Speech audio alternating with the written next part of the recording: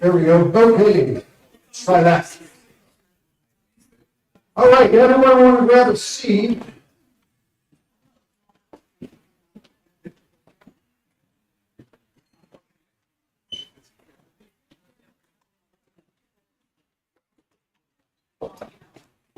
We are going back to our regularly scheduled class that we started a couple of weeks ago called If Your Money Talked.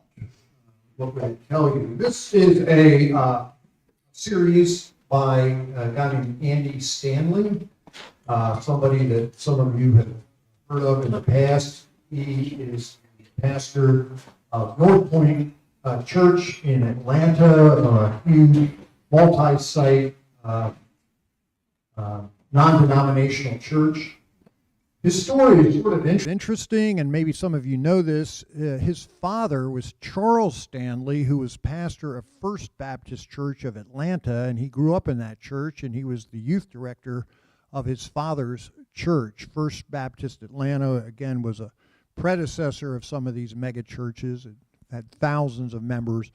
He had a large television ministry, but his experience in that church and in that particular denomination sort of turned him off a little bit to the more evangelical and kind of Southern Baptist theology, and so he actually left his father's church and started this other church, which, while it is very biblical, very biblically oriented, he has sort of a different theology and a kind of an openness to God and to caring for the poor and some of the things that are near and dear to the heart of this church.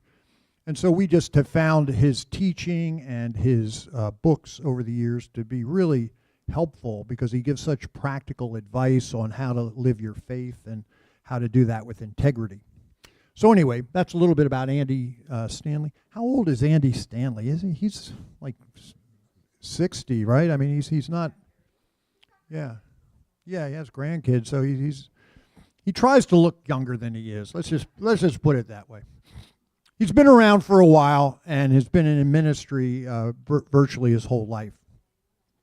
So anyway, this series is, again, a 4-week series. We heard the first of the classes 2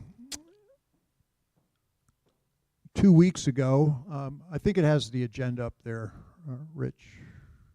Yeah. The consumption assumption. That is that the assumption is that our money is all for us to consume, is kind of the first thing that we talked about a couple of weeks ago.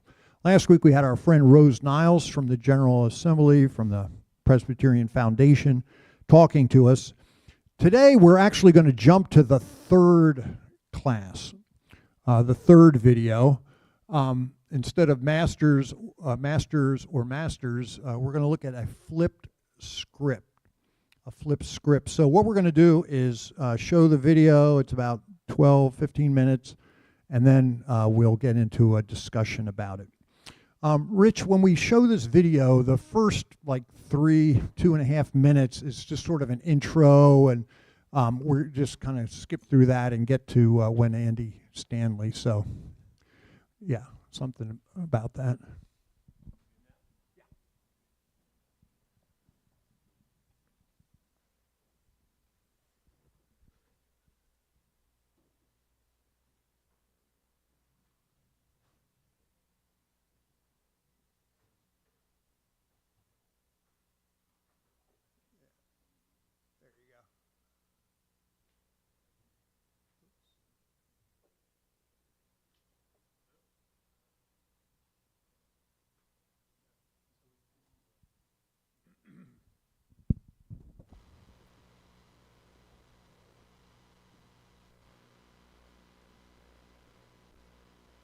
To If Money Talked. As you know, we've been working our way through some of the advice our money might give us if our money could actually talk. And as it turns out, we've discovered that what our money would say actually matches what Jesus did say when Jesus talked about money.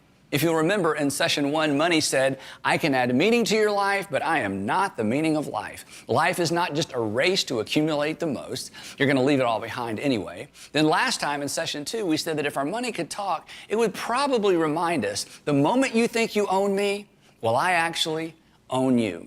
When we lose sight of the fact that our money is not ours, that we're just managers, it starts calling the shots. So, like responsible, accountable managers of someone else's money, we've been tracking where it's going because everybody should be knowing where their master's money is going.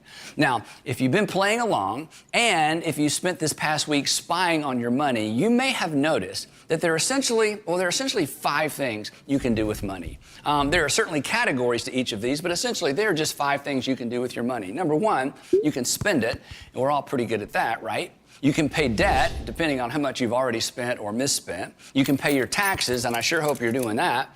Or you can save money. And then 5th, you can give money away. Those are basically the 5 things you can do with your money, and for most of us, that's the order we actually do them in, right? First, we spend. Number 2, we pay off debt. Number 3, we pay our taxes. Number 4, we save. And if there's any left over, well, we might give some away. These are the 5 things you can do with money. And for the majority of people, that's the order in which they're done. Now, I want to go through that list one more time, but this time I want to put a little bit different spin on it. Number 1 thing we can do with our money, well, that's for me. The number 2 thing we can do with our money, that's for me too. The number 3 thing we can do with our money, that's kind of just America and me. Number 4 that we do with our money, well, that's for me. And then number 5, well, that's for God and others. So it goes like this: me, God and others. That's how it's done in the majority of cases, and perhaps that's how it's done in your home. Now, the problem with all of that, of course, is that God and others come in last. Essentially, God and others get the leftovers. If I haven't spent it all, if I don't owe it all, if the government doesn't get it all, and if I don't save it all for myself later, then perhaps God and others will get some. This is called me first living with some leftover giving. And this is totally understandable because this is the script most of us inherited. This is what we saw modeled in our homes. And this is certainly what a culture encourages. But when Jesus showed up, he literally flipped that script. Here's what he said: for where your treasure is, there your heart will be also. Now, I bet you've heard that before. Where your treasure is your stuff. It's your money, it's your hopes, it's your dreams, but it's your physical stuff. And Jesus says, wherever your treasure is, your heart follows. And he wasn't trying to shame us. He was actually just giving us a principle, a fact of life. Whatever gets our money gets our attention. Now, if you've ever had a new car, you understand this. For the first few weeks, maybe the first few months, you parked it at the very edge of the parking lot, right? As far away from all the other cars as you could get. In fact, if you had a minivan, you might not even allowed your kids to eat in it. You were spit cleaning every smudge. That car cost a lot of money, so it got a lot of your attention. It had a piece of your heart, right? Jesus knew how this works, and Jesus knew that our money takes a little bit of our heart everywhere it goes. So he says, if I want to know where your heart is, if I want to know what's going to get your attention, your passion, your time, then all I have to do is look at your bank statement, your credit card statement, not your Bible.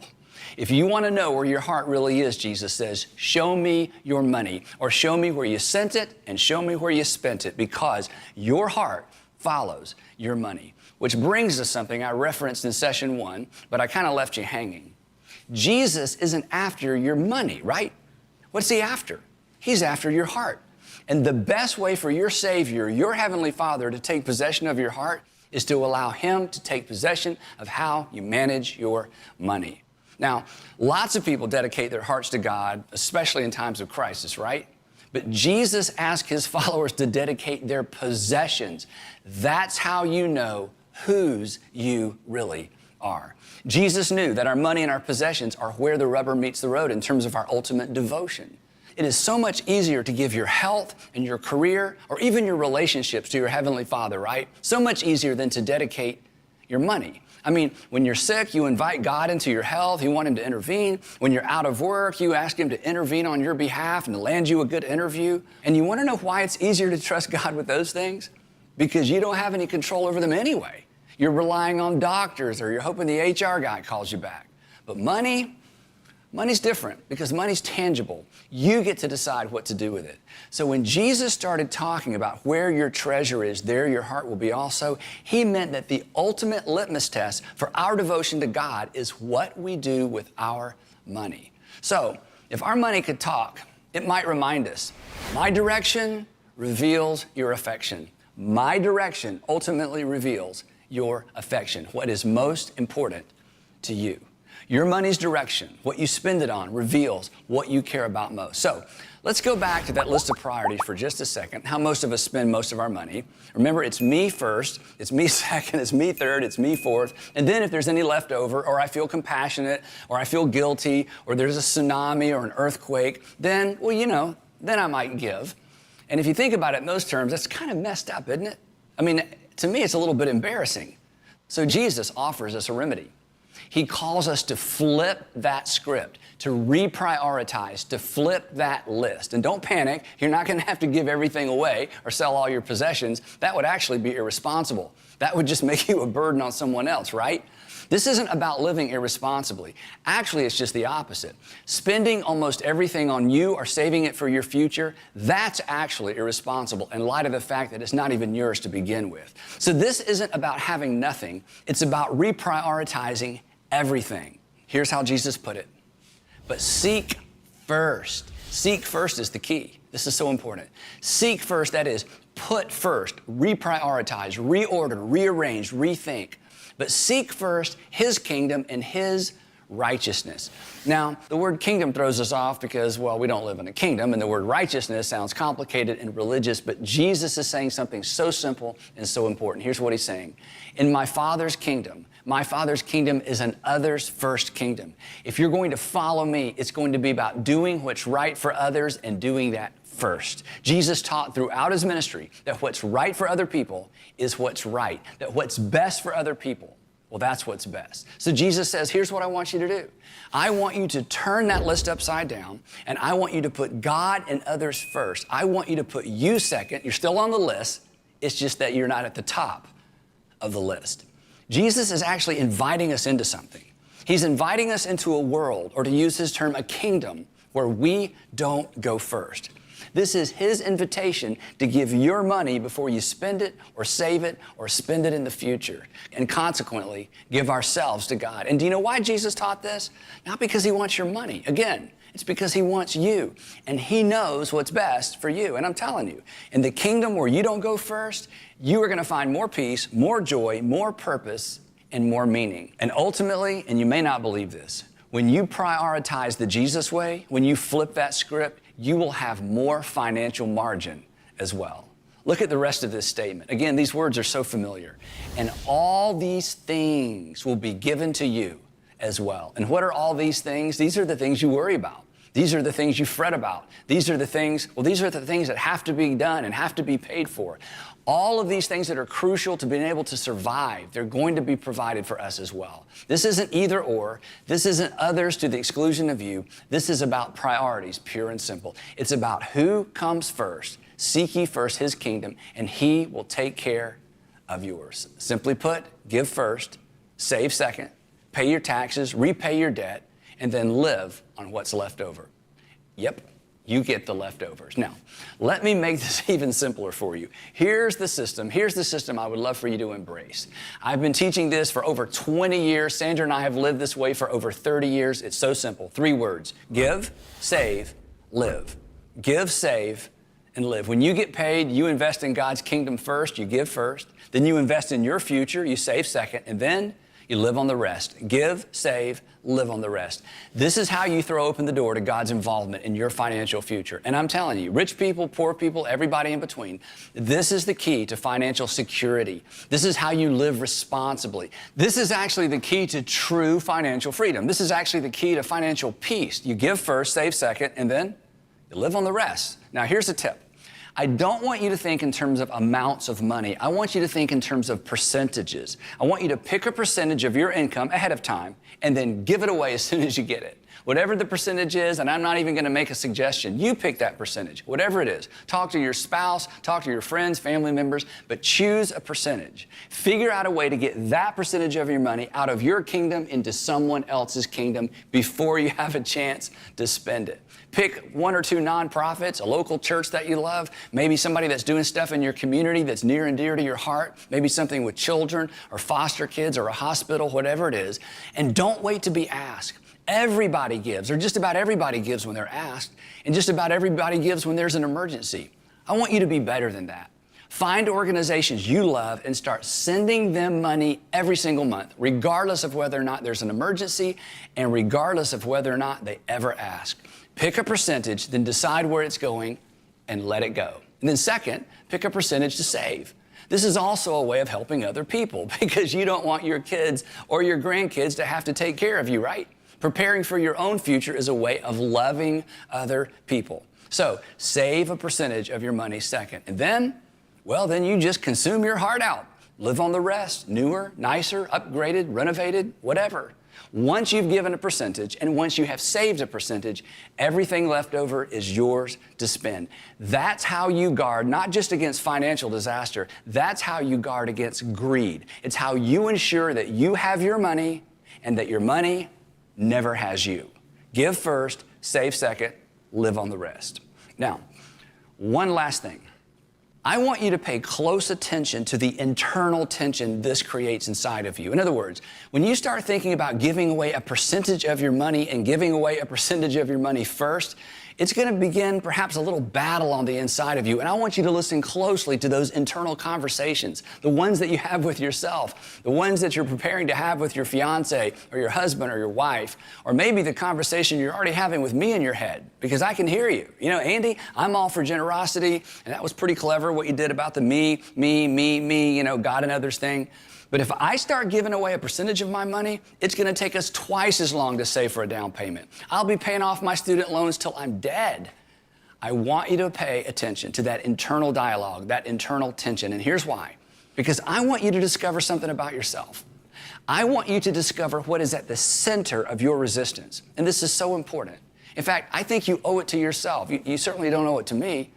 I want you to answer the question that's at the center of your resistance. Why am I resisting this? Why am I resisting this really? I want you to listen to the excuses you're telling yourself, and then I want you to just give anyway. And what you might discover is this, that your resistance, it's not really about money. It's about something else. So give first, save second, and then live on the rest. And if you'll start working toward give, save, live, something will begin to happen in your heart. I dare you to try it. I challenge you to flip the script and give first. Put God and others first. Put your future second, and then adjust your lifestyle so you can afford to live on the rest. It will impact every single area of your life. It will certainly impact your financial life, and ultimately, it will impact everybody around you's lives as well. I've seen it 100 times. You'll come back and say, I don't understand it. I can't exactly explain it, but something has happened inside of me because of this simple financial model. Something's happened to my family. Something's happened to my finances. I can't explain it on paper, but something's different.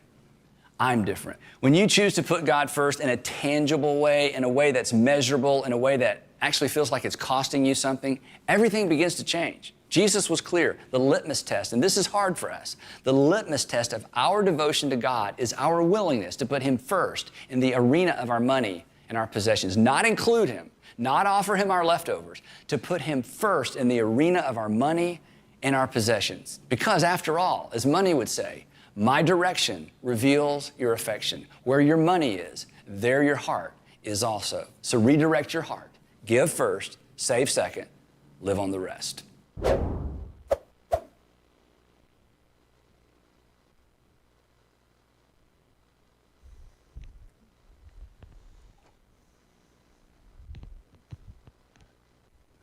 around. What do you think? Is this working? Yeah, okay.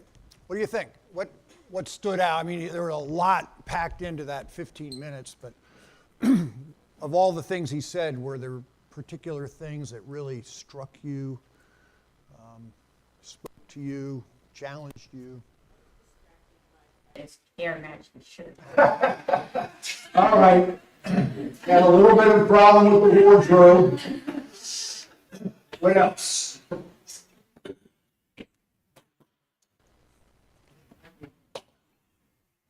think it's hard to give first. Yeah, it's hard. Again, what did you think about it, that this wasn't, the way we brought up, right? Is that true? That you kind of, the order of things, that's sort of how most people live? Anna Faye's shaking her head. I've heard this before, but That wasn't the way you. no, I learned how to be a Christian from my mom, and this is how she lived. Yeah. And so it's just surprising for me to see that it's not more known, or accepted as a way of being a Christian in this world. The key point I thought was you don't have to wait to be asked, because being asked is basically a low bar in my own words, but to take action and be proactive about it is really important. Just to begin to give without being asked, to try it in a sense, right? Yeah. That was definitely a learned behavior on my part to give first. The way I looked at it, and what made a difference is I considered it a bill. It was a bill to the church. I gave a certain amount every month to the church, every week to the church. And when I did my budget, I just included it with everything. It was just another bill. And if I was going to partake in the church and get the benefits of the church, if I was going to have benefits from the store or from the flood, I was going to pay them too. So I just looked at it as the first bill to pay. Yeah. Made it a little bit easier to follow. Yeah, and during COVID, I think some people began to experience this because since we weren't gathering, people switched over to just giving having it come out through their bank, and we began to get a lot more checks just in the mail. And I think for a lot of people, then it was sort of just built into their automatic giving. So whether in their mind it was first, it was just done automatic. Yeah. I think I grew up with this false assumption that churches didn't need your money. So whatever you put in the dish was just a little extra. Yeah. And it is a lot to think about because we don't think twice about $70 for Chinese takeout. Absurd. Where you can make your own stir-fry rice. I mean, and to give to the church, the place where you can really, open your heart. So it's a lot to think about. Yeah.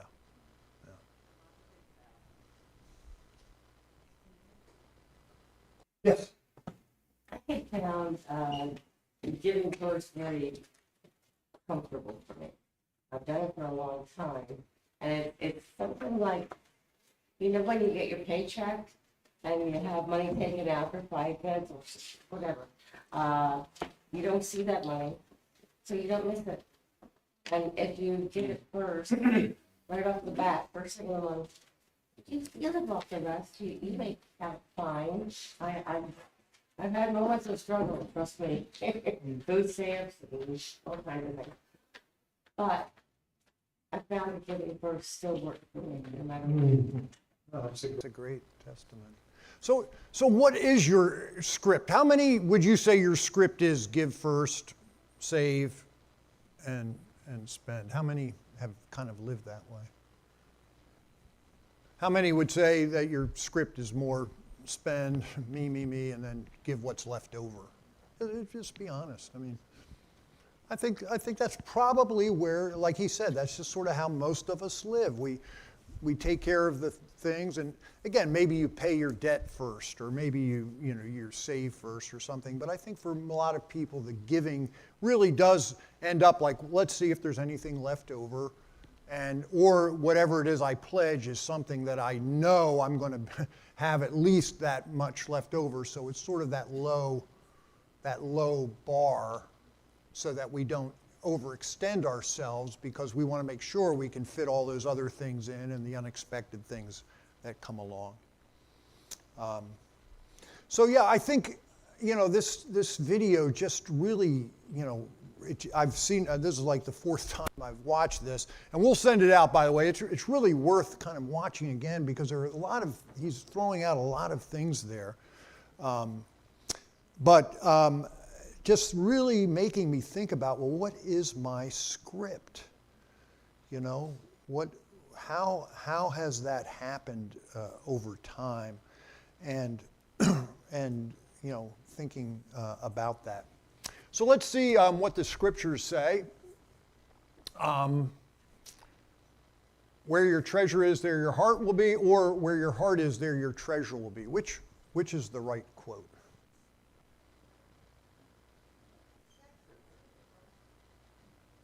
How many people vote for the first? How many people vote for the second? It's the first. Where your treasure is. Remember, he said, where you spend your money, where you spend your treasure, that your heart will follow. And it's very interesting because I would have voted for the second if I hadn't prepared this. Because it's like he said, Jesus wants our heart.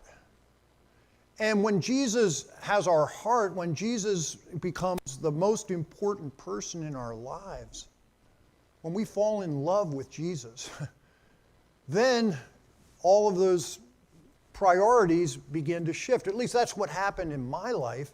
You know, as Jesus became more and more important to me, the way I spent my money and my time became more and more important, that it tries to align with that. But that's not what he said. Jesus said, where your treasure is, there your heart will be. Andy said that he's just saying something that is just a truism. That to see what's important to somebody, just see how they spend their money. Would you agree with that? You know, if you could look at someone's checkbook, you know, or do people even have checkbooks anymore? I don't think people even have checkbooks. If you look at somebody's online financial statement and how much we spent on all the different things that we spend money on, it would be an indication of what is important to us, right? I just think that's what Jesus is saying. You know, what you spend your money on indicates what is important to you, what you value the most. And I think that's what he's saying. Yeah, I was a psych major. Any other psych majors here? People didn't know what they were going to do with their lives and end up being a psych major. One of the things I remember was that the question was, what changes people's behavior? Do people's attitudes lead to changed behavior, or does changing behavior lead to a changed attitude? Does anybody remember that? And what they discovered is very fascinating. If you want to change somebody's attitude, the best way, rather than trying to argue, is to get them to do some behavior that leads to that attitude. In other words, like one of the things that they talked about was, if you could get somebody to put a tiny little sticker in their window that I support the SPCA or something like that. In other words, do some behavior that, you know, kind of publicly said, they would begin to give money to the SPCA. And all of a sudden, the work of the SPCA became important to them. Is there still SPCA? Okay. I never hear about SPCA. Okay. All right. They said if you could get somebody to do a tiny behavior, then their attitude toward whatever that would begin to shift. But if you wanted to make a permanent change, a long-term change, then that's when you needed to change what people thought. And then that would be reflected in their attitude. Jesus understood this thing, because if you begin to change your behavior, if you begin to be more generous with your money, you become a person who sees himself as a more generous person. If you begin to give first to God, God will become more of a priority in your life. And then once he becomes a priority in your life, then it becomes easier and easier to do the things that Jesus clearly asks us to do with our time and our money. So it's sort of both. But the one that Jesus said is, where your treasure is, there your heart will be also. And that's why he's saying, you know, when we flip the script, when our giving becomes the first thing, it is leads to that change of our attitude. And once our attitude changes, our relationship with Jesus changes, then that just becomes automatic. It's something you don't even think about anymore, right? It's just the way of life. It's what you do, and it's joyful, you know. And again, that he said, notice that resistance. Notice that resistance. What is it? Why is it there? Because it might be that God is messing with you. You know, there's something that feels out of whack. Let's look at this scripture. He brought it up. Could somebody, do you look it up on your phone? Or this is Matthew, the Sermon on the Mount, chapter 6. If somebody would be kind enough to find this.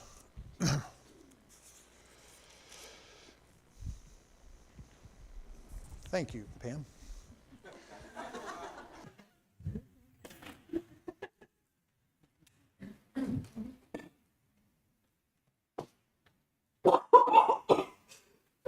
Start at verse 25.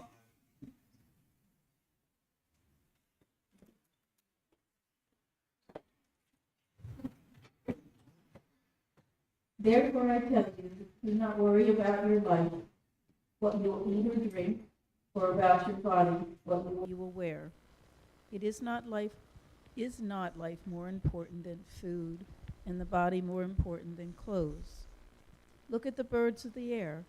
They do not sow or reap or store away in barns, and yet your heavenly Father feeds them.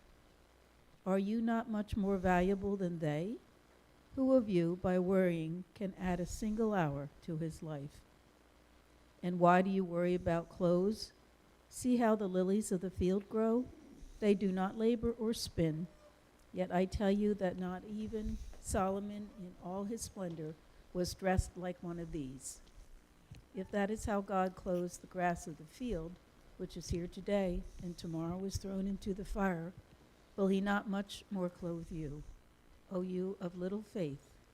So do not worry, saying, what shall we eat? Or what shall we drink? Or what shall we wear? For the pagans run after all these things, and your heavenly Father knows that you need them. But seek first his kingdom and his righteousness, and all these things will be given to you as well. Great. What strikes you about that? Thanks.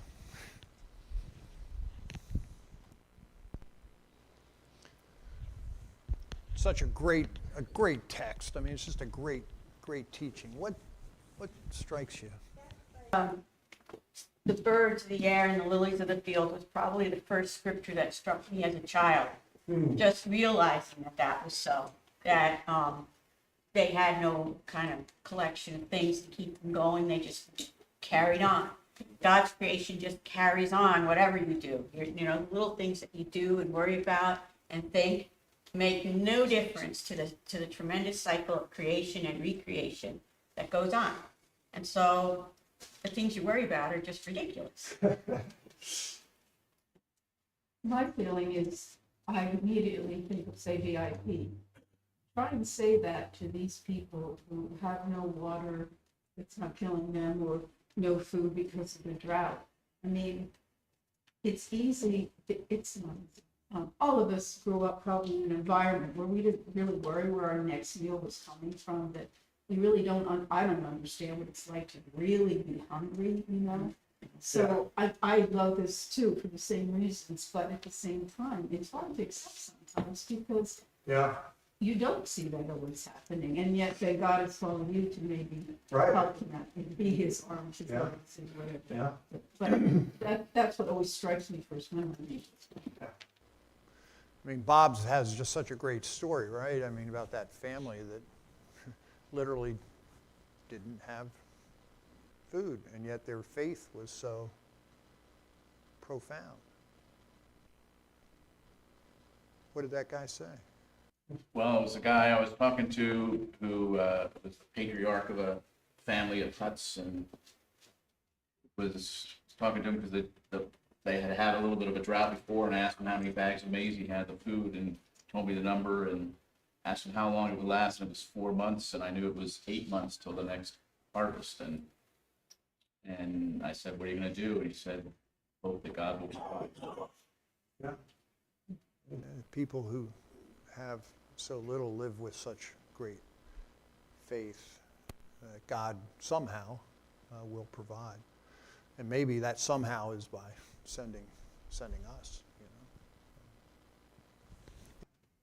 I struggle with the facts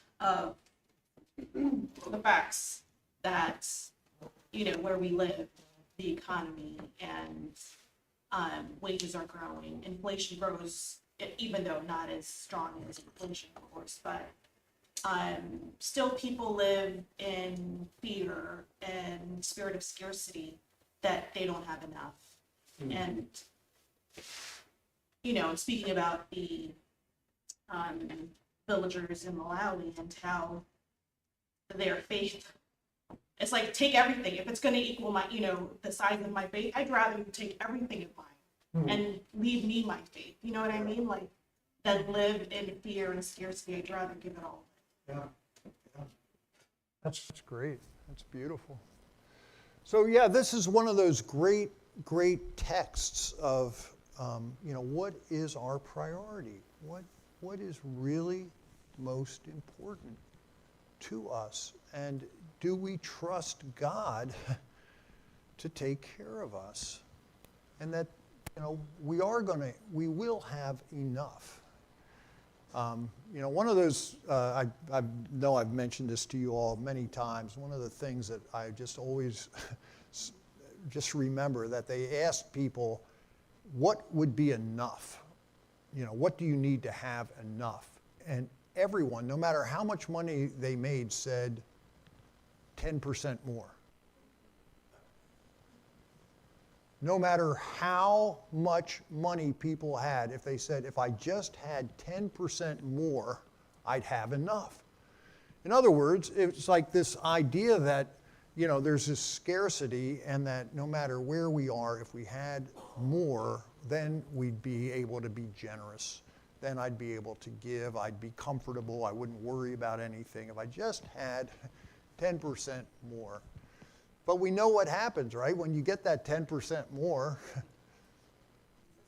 now you expand your consumption. It's more and more about me. And so then you need another 10% more, and then I'll be really happy. Then I'll be comfortable. Then I can become generous if I just had a little bit more. So, your giving.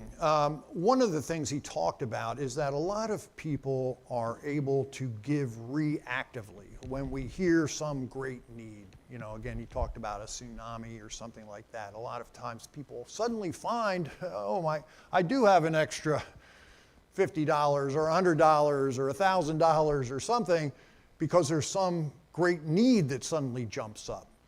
And so then suddenly we jump into the game, the giving game. But he's talking about giving proactively. Remember what he said? Like, why don't you just decide how much you're going to give and just start to give it? Did that resonate with you at all? Are you more of a proactive or a reactive giver, or both? Some of that connection to me is result-driven or effort-driven. And when you're always waiting for a result or to clarify in any of your giving, you have to prove, because our culture is definitely like that control part of it, versus effort, where you lose control and you're willing to give up control just on the effort front. Yeah. Yeah, so is it about, I want to see where it goes and, have that result versus is it just part of my character? Is it about who I am? Money, I always check the charity first. I do a background check to make sure, because I've looked up things and then found out it was a complete scam. So I'm careful about that as a steward. But I think the thing about tsunamis is your compassion is thrown into play. I mean, you see terrible things and you go, oh my God. Yeah, I want to make a difference. Yeah. We all do. And again, there's nothing wrong with that. I mean, it's a good thing. But it shouldn't be the only thing that I'm only going to give money because I want this one thing to happen. It should be something that's just part of our character, part of our lives, being a generous person, because again, for me, what happened is it just expanded the part of my life that God was able to work through. Not just my money, but my life. Because, as I became more generous with my money, it was sort of like God then showed me different places that I could go and, with my time, my heart, it just, everything kind of expanded. And for me, it was sort of both and. It was the heart and the giving that sort of happened. So, what are the hurdles to you giving first? Just be honest about this. As you think about, again, some of you already do it, but those of you who are maybe wrestling with this, what's that resistance that, Mark, you mentioned right off the bat, that giving first, feels uncomfortable? What is it, that you might not have enough? If 3 vultures at home, and that's the first thing, right? Like, you got to go to the grocery store. Right. If I gave that money first, I might not have it when I really need it to put food on the table. Okay, great. What are the other resistances? I think it's hard at times because when I spend my earned salary, I think about what I buy, is the value there. I do research to justify a good decision when I make a purchase. So to proactively give, sometimes it's hard because am I sending the money to the right place? Is it really going to the cause I believe in? Are the results there? Is it a layered organization? I'm paying a lot of salaries and administrative costs.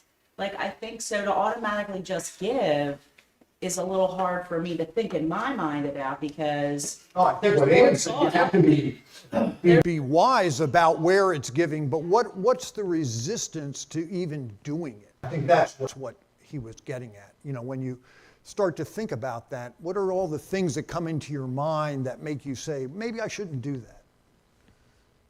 Because you don't control. I mean, here in New Jersey, my taxes keep going up. Everything startles me. I go out to dinner. Yeah, if I make that commitment and who's going to be president? And what? Yeah, right.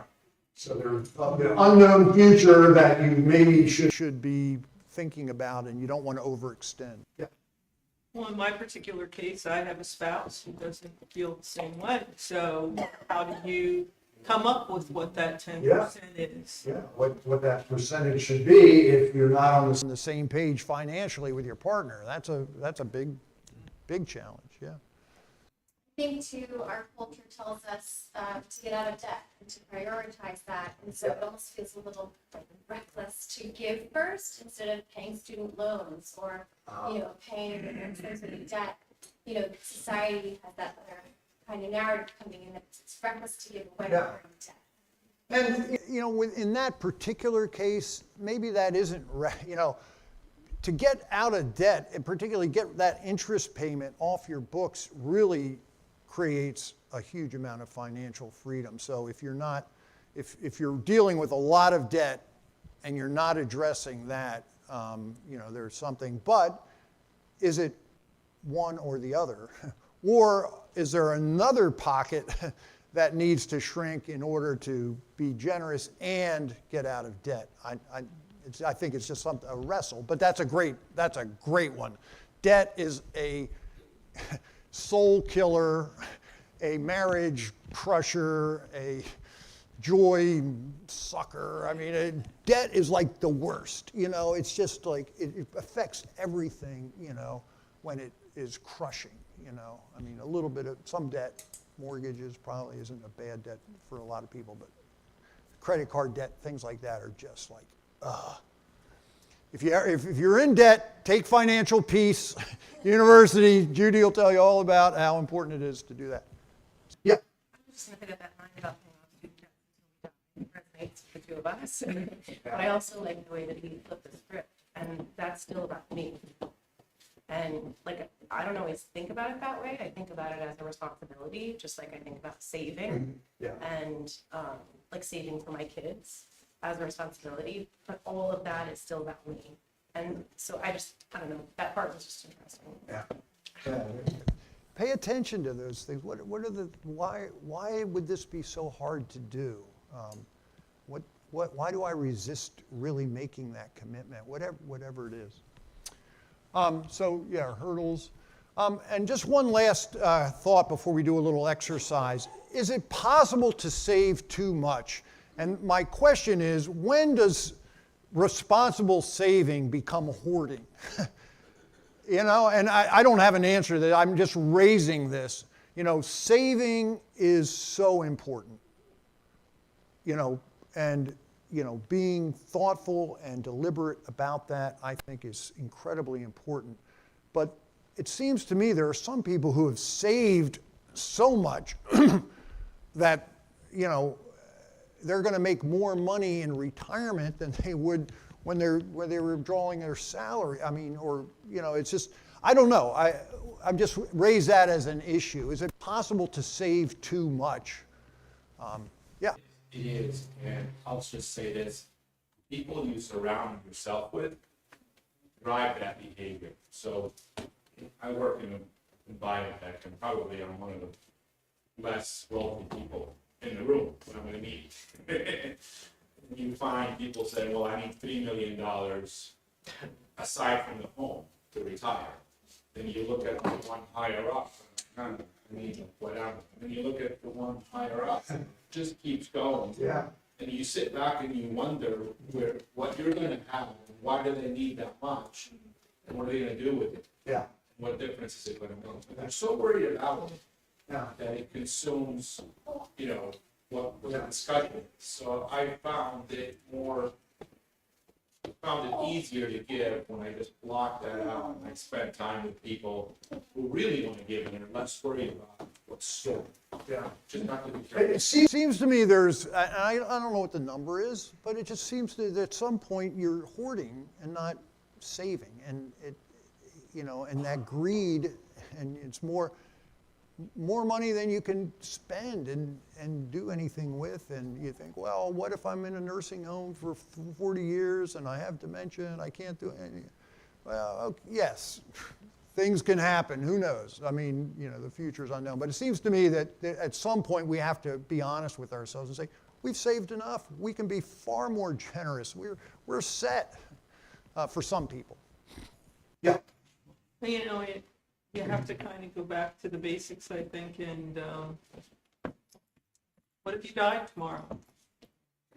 You're sitting there saving everything. You come into this world with nothing and you leave this world with nothing. Yeah. So what you're doing in between is strictly, in most cases, wants, they're not needs. Yeah. So I think we all wrestle with, when's enough enough? When's I enough know I enough? do. Yeah. When do you stop giving and start enjoying in certain cases? And it's a very hard thing to come to. Yeah. But when you really look at it in that context, you could be dead an hour from now. That's right. So what are you going to do with all your money? I'm going to build bigger barns, and yeah. You're going to enjoy all of your consternation about Oh my gosh. Yeah. Jesus told the parable about the guy. He had all the big bumper crop. I'm going to build bigger barns. I'm going to save up, and then I can just retire and do nothing. And God says, well, your soul's required of you tonight. You're coming to an end here. Okay. I just want to do a very quick exercise here. We have about 5 minutes. Everyone just take a blank piece of paper and a pencil. And let's get down to brass tacks here.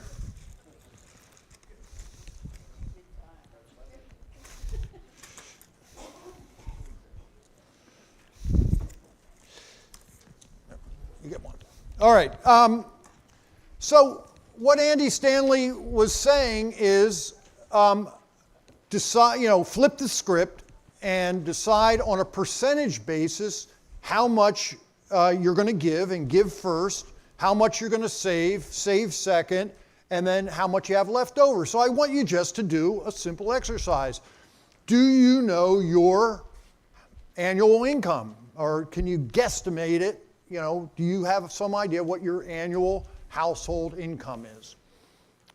Within, a few $1,000s or whatever it is. Put that number down and then he said pick a percentage. He didn't say 10%. He didn't say you have to tithe, but he said you pick a percentage, some percentage of that number that you are going to give.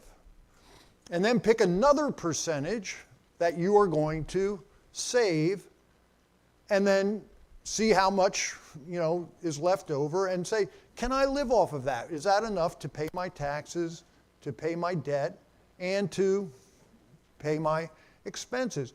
But, you just, at some point, you have to kind of get down to the nitty-gritty of this. And so just do a little exercise with yourself. And again, if you need to go home and talk to somebody about this, but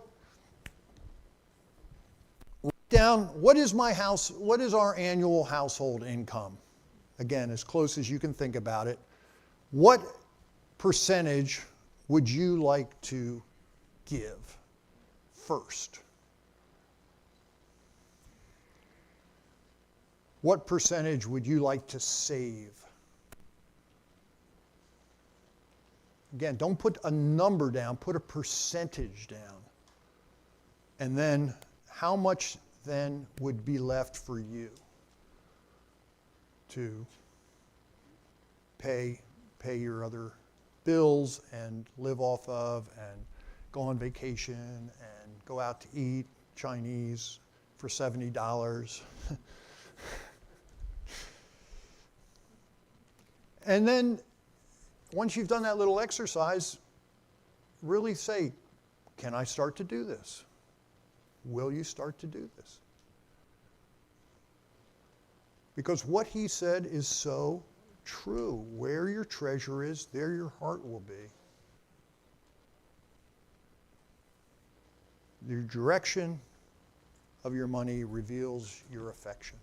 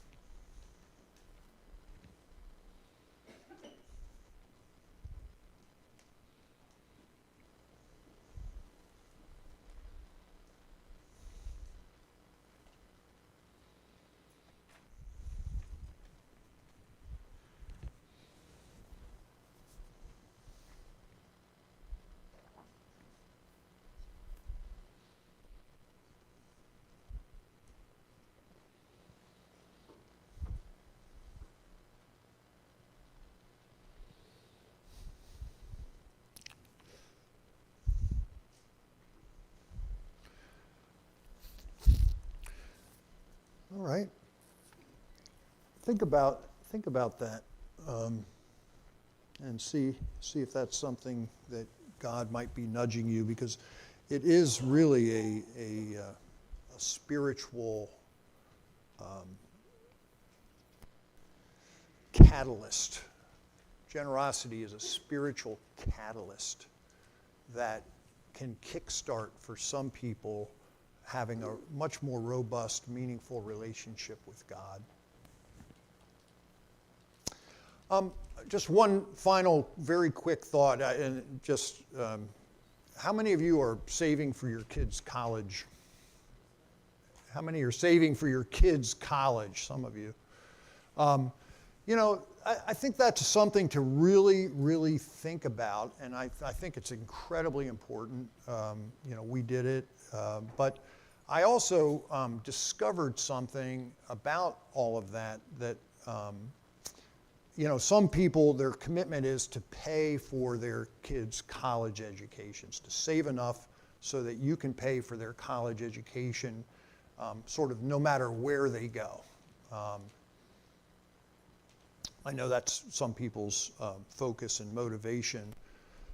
And I would just encourage you to, if that's your kind of thoughtful, you know, part of your savings is to save up enough money to pay for your kids' college education no matter where they went, and you know how much that costs a year, you know, $40,000, $50,000 more depending on where they get in and all of that. I'm not sure that's a good thing.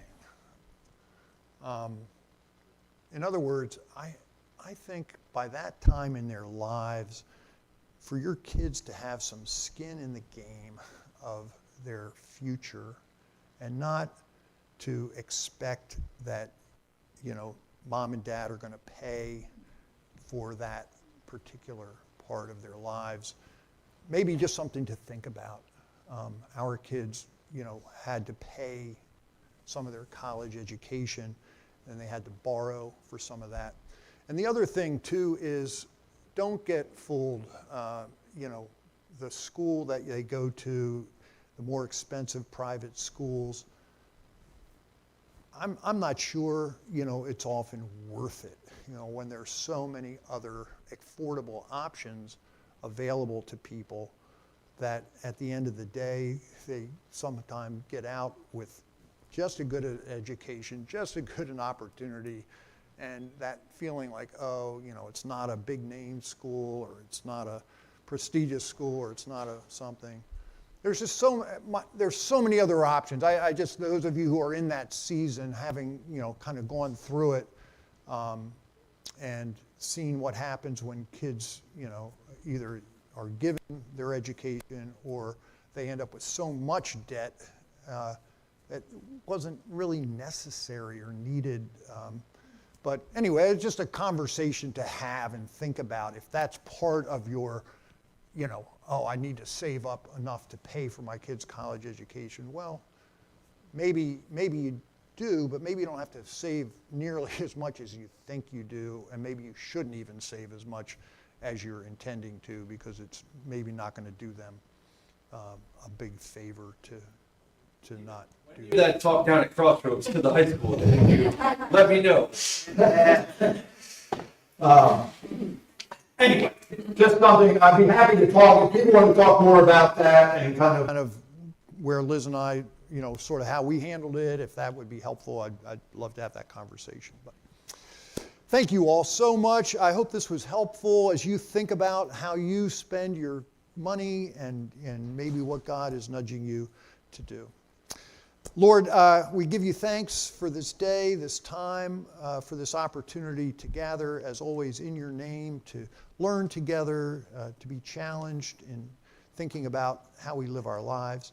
God, help us to always seek you first, put you first, you and your kingdom, the things that we know you have clearly told us are so important to you, and to keep those things at that forefront of our hearts and our minds, because we know, God, that you have nothing but the best in store for us. That you want our lives to just be so beautiful and fruitful for you. And if there's some way, God, that we can take the things you've entrusted to us, our talents, our time, our money, our homes, anything, and we just make that available to you, we know that you are going to take that and just bless us and bless others through us, God. And that would be such a privilege. So use us as you will. In Christ's name, amen. All right, next week, I think we're going to jump back to session 2. So Andy will be with us again next week. Hopefully with a better colored shirt.